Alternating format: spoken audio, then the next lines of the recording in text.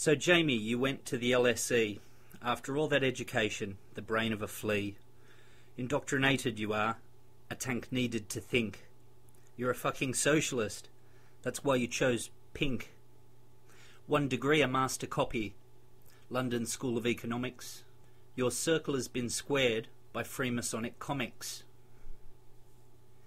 Purple is the colour for those at the top. They've 2 sets of books, one honest, one not.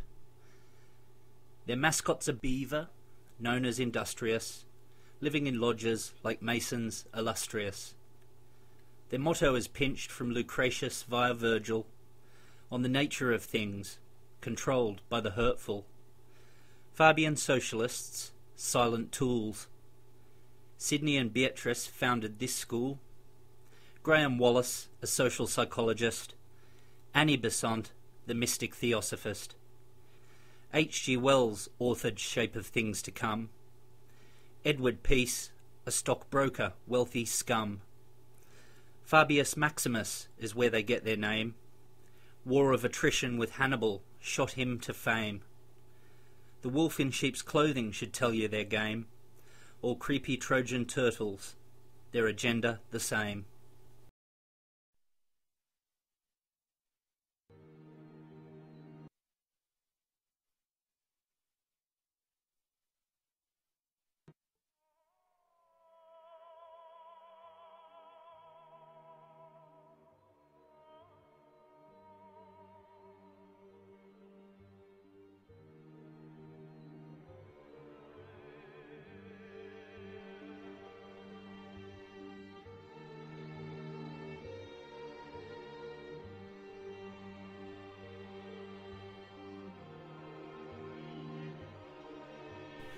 While it's not possible to demonstrate direct causal links between conspiracy theories and extremism, our findings suggest that the acceptance of conspiracy theories in contexts of extremism often serves as a radicalizing multiplier, which feeds back into the ideology's internal dynamics and psychological process of the group.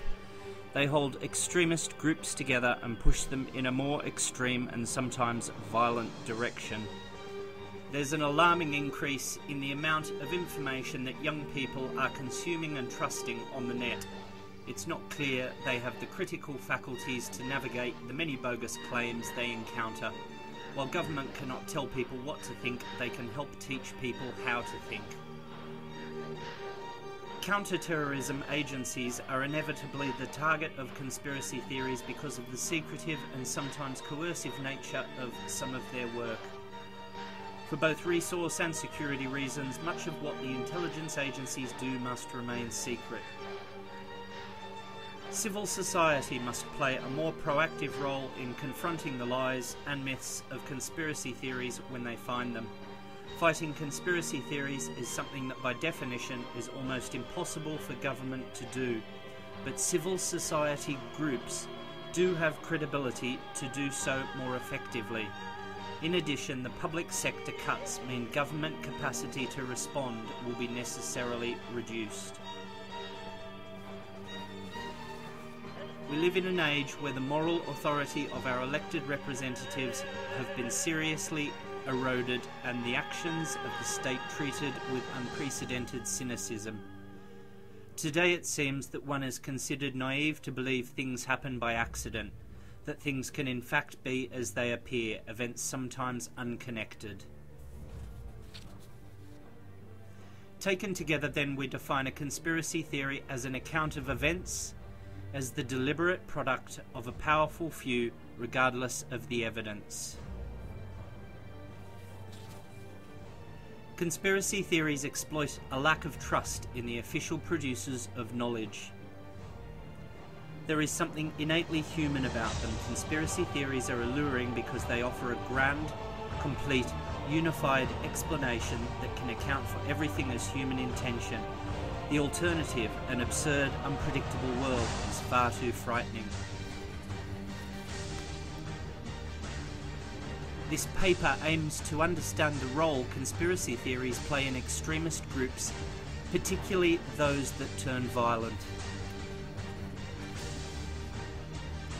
The Oklahoma bomber Timothy McVeigh was a well-known conspiracist who produced videos detailing the government siege at Waco where 26 people died, and handed out pamphlets with the titles "US Government Initiates Open Warfare Against the People." Richard Poplawski reacted to the arrival of police responding to a routine domestic disturbance on April the 4th, 2009 by killing 3 officers and wounding a further 2. He was influenced by a belief in anti-government conspiracy theories related to imminent gun confiscation, citizen detention camps, and a Jewish-controlled one-world government. Conspiracy theories may also exaggerate and entrench the idea of vanguardism. In the minds of group members, vanguardism has been one of the most consistent attributes of violent extremist groups over the last century. Perhaps the broadest impact of conspiracy theories is on the relationships between the government and the communities it serves. While some form of skepticism is of course usual and healthy, conspiracy theories inspire a generalized knee-jerk cynical mistrust. Conspiracism is not only distrust but also an irrational distrust, the inflexible, unfaltering tendency to act in a suspicious manner irrespective of the situation. It is possible, therefore, that conspiracy theories seep into the wider, more general political judgments that people make and may encourage greater apathy. In an age of social media, peer-to-peer communications and user-generated content, many of the established gatekeepers of knowledge, the peer-reviewed journal, the traditional newspaper, the scrutinized book, have been undermined and not replaced. The limited research there is suggests that young people in particular are not being equipped with the personal critical abilities to discriminate between truth and its many imposters. New research is finding that the way we are consuming knowledge online is affecting our capacity for deep processing skills, inductive analysis, critical thinking, imagination, and reflection. Government interventions on matters of ideology should aim to encourage young people to critically assess propaganda, lies, and half-truths themselves. The reality for many of these theorists themselves is that they are not neutral truth seekers but are trying to further these stories, and their personal careers are staked on it. The Department for Education and Skills must review how far the education system equips young people to navigate false information and counter-knowledge. It is very difficult for government to effectively fight conspiracy theories that have already gained a foothold in extremist groups. As noted, government lacks the credibility to do so, and attempts to do so may inadvertently give such theories more credibility. Moreover, public sector cuts probably mean that available resources to directly fight conspiracy theories will be limited. Civil society, that's you, must play a more proactive role in confronting the lies and myths of conspiracy theories when they find them. There are a number of independent civil society groups that currently work to fight various forms of extremist and terrorist ideology. It's important that they also confront conspiracy theories that are a part of the ideology. Such groups have more credibility than the government to factually rebut them. This applies not just to active civil society groups, but society as a whole. Community leaders and individuals, for examples, they should be ready and willing to rebut conspiracy theories head-on where they find them.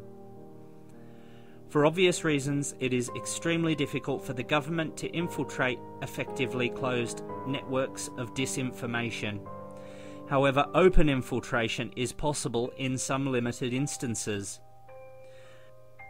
The government introduce some limited open infiltration of internet and physical sites by government to introduce alternative information. Government agents or their allies should openly infiltrate the internet sites or spaces to plant doubts about conspiracy theories, introducing alternative information. Arab-speaking Muslim officials from the US State Department have participated in dialogues at radical Islamist chat rooms and websites to ventilate arguments not often heard among these groups, often with some success. This could be of equal use in other types of extremist groups too.